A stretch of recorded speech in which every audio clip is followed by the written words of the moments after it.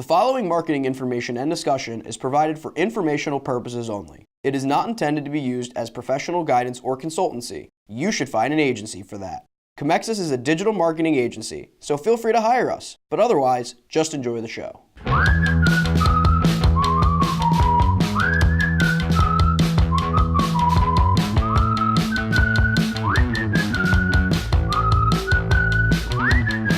Hello everyone, welcome to The Buyer's Journey by Comexis, a discussion-based podcast on the ever-changing marketing landscape that affects how your customers and clients purchase, ultimately optimizing your marketing efforts.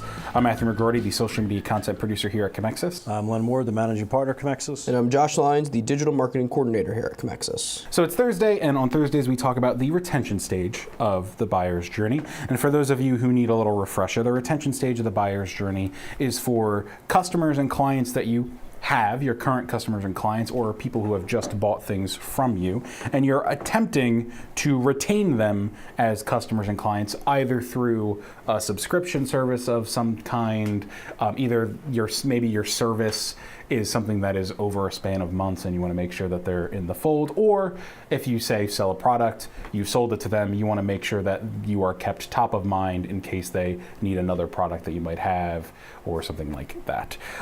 So Len, can you go a little bit into how the retention phase is important in the buyer's journey? For B2B or B2C? Let's go B2B, because we're talking B2B today. So for retention stage for B2B actually focuses more on a term called account marketing.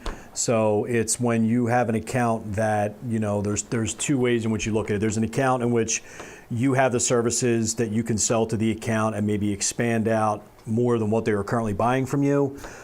So again, if you're like a consultant and maybe you're consulting on one part of the business, you can go in and start selling other parts of the business to consult on as well. Then there's like equipment companies, manufacturing companies, where maybe you have to buy their parts or buy their products to keep some sort of product going in your shop.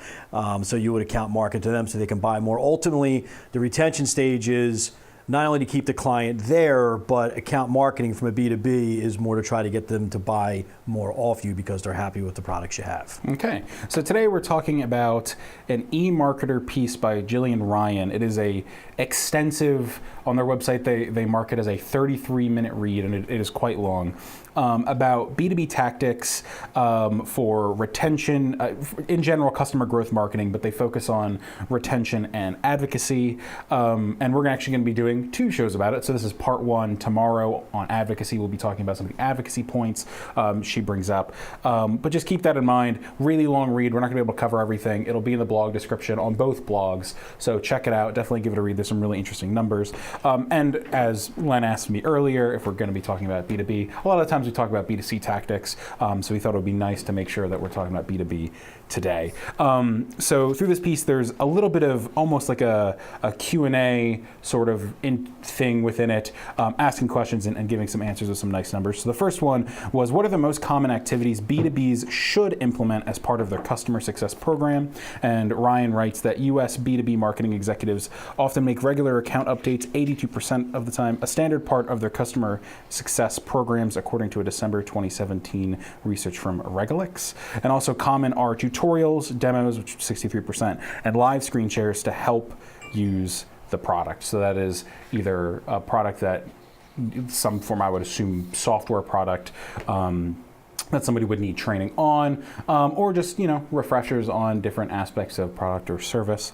The report also points out that there's a focus on typically winning new accounts more so than growing current accounts. So just something to keep in mind while you're reading this as well. So study shows that many marketers still work this way. For instance, the Partner Marketing Group found that for B2B software and tech marketers in North America, lead generation was the primary marketing objective for 2018, cited by 55%. Comparatively, fewer respondents listed customer-centric growth goals such as engagement, 12%, advocacy referrals, 5%, and loyalty retention, 5%, as primary goals. The same study found prospects as a more common target audience for nurture marketing. Nearly all respondents at 96% said they targeted prospects, for only 40% focused their efforts on their current customer set. Why do we think that is? That kind of goes exactly to what I was saying, because my thought process is, especially how we're here, like the way Comexis is set up, you get an account where you hope you can build the business, build a relationship, and that ultimately that they're happy with your services and that they buy more services from us, or they buy consulting hours, or whatever it may be. If there's one major issue in the B2B world, and we see it definitely with B2B clients, is leads. And that's okay, but at some point you have to ask yourself. Mark Cuban had a great line, I'll never forget, I saw on Shark Tank one time. Those are the best lines ever. He goes, take the money that's on the table. Stop walking around looking for on the other tables for other money. He goes, take the money that's on the table. So sometimes, your retention campaign should focus more on trying to build a relationship, not necessarily clubbing your client for more money, but just building a relationship with your client, identifying where you can help them. And then yes, if a scope of work can go out or a proposal can go out to extend that relationship, that's great. When you already have a client, you're already marketing to ears that know who you are. Those are eyes that have seen your product. They are much more receptive to what you have. When you have a lead, you're going through the whole process of, okay, what's my close ratio, and blah, blah, blah. And I'm not saying stop the lead process. That's great. That's your consideration stage. That's your purchase stage. But the retention stage is something that we'll talk a lot more about, in this podcast, in blogs and things like that, where it is account marketing, and that the really, really savvy B2B marketers are the ones where they're identifying clients that they know that they can, I hate to use the term, but upsell over the life of the client. So it's funny because when you read that article, it's kind of what I said, where a lot of people would say retention's like, well, you get them, and then at the end of the thing, we'll sell them again, and let's keep getting more and more leads in the front door. So it's funny how people in B2B look at things differently. There's 2 points I actually want to bring up on that Ryan brings up in their piece. The first is when we talk about renewals or upsells. One of the individuals that Ryan spoke to said that renewals can see a roughly 30% more margin because an existing relationship is already in play. But then they also mentioned that when you close new accounts, sometimes you can only get about a third of the profit in comparison to having a renewal or an upsell, because you have a lot of costs that you might not be thinking about associated with building the new relationship, other marketing efforts. I didn't read this first, and I just said that to you. It's okay. I swear. So that's what it's literally going into. It ties perfectly in. Yeah. So I mentioned it. It's much more affordable to market in the account management stage, or the account marketing stage, the retention stage, than it is to market in the awareness, consideration, purchase stage. And I think that's where B2B people, they have to understand from a marketing perspective. It's the very first thing we look at is, okay, is there something we can do with your current client base? Is there tutorials? Is there webinars? Is there something we can do that would help open the doors up for more products that your salespeople can get into? And it's amazing how many times B2B companies are like, but I need more leads. And you look at a company that's been around 25 years, you don't necessarily need leads. You need to maybe market your existing client base a little better. So it's funny how it is. Again, there's 2 thoughts. The more leads I get, the more business, the more money I get. And there's another thought, the longer the relationship I have, the more money I'm going to make. So it's just 2 different people. But I don't think there's any question when you account market exactly what this data is saying. It's definitely more affordable, and it's definitely more profitable. Yeah. And Ryan also mentioned that when we're talking about maintaining relationships, that sometimes even just keeping in touch with clients, of course it depends on what your service is. There could be a service like if you're working with a PR firm, like you're probably going to be talking to them multiple times a week, multiple times a month, whatever, right? But she also mentions that it's also important to make sure that your client is aware of different services you provide, other information that you're learning and sharing with them, so that you're keeping them informed and they keep you top of mind in case something comes up. Just something else to think of.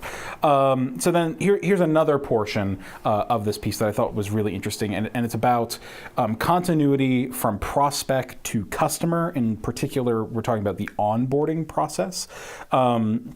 So the survey data indicates that onboarding is also not always a top priority for B2B marketers. So for example, a welcome email, which is one of the most basic new customer introducing tactics, we see it all the time in B2C things, is used by only 53% of US B2B marketing executives as part of their customer success program, according to a 2017 research from Regalix. In addition, a August 2018 survey of US B2B marketing sales professionals from Demand Gen Report and Vidyard found that only 30% of employed new customer onboarding programs. And then there's other things about, relying on live demos and things like that for different forms of onboarding. What do we think about that? It's one thing that we don't do here. It's really not good. I like the welcome email a lot, so I'm going to go ahead and start incorporating that. But that's not something we do well. But actually, that's actually a really, really good thing about, how you onboard the client. Onboard the new client may be as important as actually obtaining the lead, which is really interesting. So, there's not a whole lot to say. This is B2B done the right way. Just an interesting little numbers game when we talked about implementing customer onboarding. I mentioned 78% rely on live demos, 55 telephonic support. I like the way that they said telephonic or telephonic. 55% do web walkthroughs with images, 49% use videos, 40% use text-based content. And some of these things, it obviously depends on your service. I know you've mentioned before that you've given some live video demonstrations of different things like tactics when you're talking through clients. But depending on the service, you might need train. We've been in trainings for multiple different tools that we've used before. Right, and we regularly have follow-up calls. Yeah.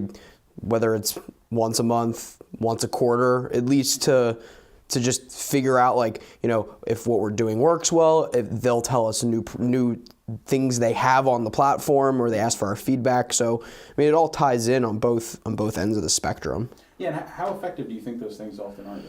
Well, I wouldn't say they're. I guess it depends on what the platform is and what you're using it for. We do use a lot of platforms here that. They have a bit. I would say they have a bit of a learning curve. Yeah. But once you get it, you kind of got it. Right.